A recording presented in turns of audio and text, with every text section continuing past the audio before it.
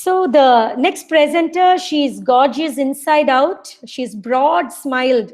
And therefore, I assume she must be very kind hearted and a simple lover of water and life. And gosh, when did I become this predictor of people? I do not know. But this is what I feel about you, Smiley, whenever I look at you and your pictures. She says she loves to joke and have a good laugh, but she's more than capable of adult conversation too. Keen interest in current affairs, folk and indie folk music, photography, travel, meeting new people, and she has a good wit. Folks, she's been very humble. You need to really check out her pictures on FB, and they just let us know who Smiley is. Over to you, Smiley, again for that fabulous book you have chosen. Oh, thank you, Pratibha. That was overwhelming, the praise. Hello, everyone.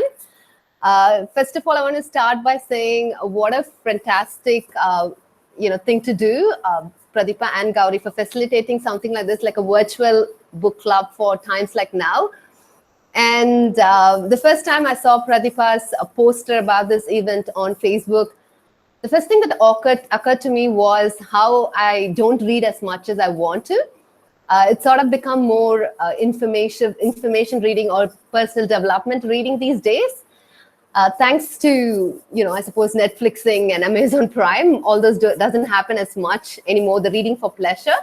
But the occasional time when reading for pleasure happens, it's usually on a rainy day while, you loll in the bed and have a cup of tea, the pitter-pattering of the rain. And it's sort of impossible to not feel romantic, the romance that nature brings in. And also, so I think in a way, my first go-to is always poetry. And that's why I chose, or I'm going to talk about this book, Love Stands Alone, which is a selection of Tamil Sangam poetry. I grew up in Thoothukudi. Although I grew up here in India in Thoothukudi, somehow there was always this attitude of fascination towards foreign poetry. Like E. Cummings seemed more romantic or more foreign, that whole attitude. Then a few years ago, I discovered Khalil Gibran and Rumi, which is like sort of Middle Eastern Arabic poetry, which I thought was just, in a way, very passionate and intense. And I used to think, wow, the words are just so great. It was not until 2 years ago when I first came across a Kurundukai translation on Twitter, of all places, really. And it got my attention. It was so romantic and there was a certain charm to it. And I'm so ashamed that it took me this long before I could actually discover something like this. And that's when I went and bought this book. And I've been revisiting this book so many times since then. The mind-blowing thing about this book is how passionate and romantic the poems are. It's mind-blowing because I feel like these days in our mundane life, we've lost the whole essence of romance, somehow, which has been such an integral part of who we are as Tamil people. And also because I grew up here and something like this has never caught my attention before. So anyways, this book, every single poem in this book is a gem. This book is divided into two parts, the Aham and Puram, that's Sangam poetry. Aham deals with within. It sort of kind of covers the landscape of romance in all many facets. Whereas Puram is about the king, the praise of a king and his country. They're both stunning and wonderful in both ways. I have like quick two experts to read. In Puram, there's this one particular poem where the king is compared, his king's glory is compared to the glory of sun, or as greater than the glory of sun, where he says, how can you compare with him, fast-moving orb of heaven?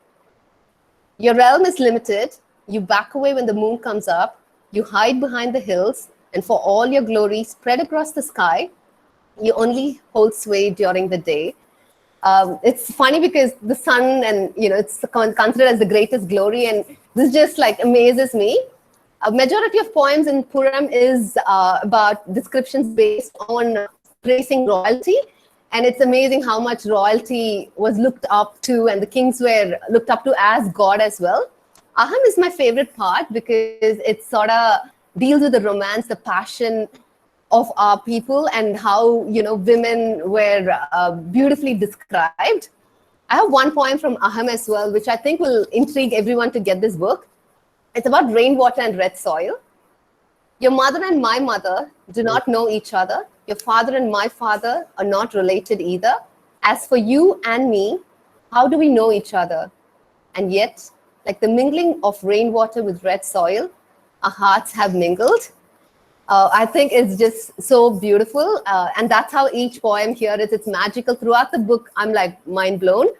The translated ML Thangappa has done a great job. Although there are several other translations available, this one really, really has a lot of great reviews as well out there. A part of me feels like although he's mastered how he's moved the poetry and the essence in English, truly one has to read it in Tamil to fully feel it, because certain things are meant to be felt. And I think Tamil in itself has so much more passion when it's read in Tamil itself. And I'd like to thank Pradeepa and Gauri for the opportunity, and hope you all get this book and read because it's beautiful. Thank you. Thank you, Smiley. Thank you so much. You know, it was such a beautiful review. And as much as, the way you put it across has definitely motivated, the title itself was quite inviting enough. Now your review motivates us to go and pick the book. Thank you, Smiley. I'm glad we got in touch and we did this together. Yeah. So moving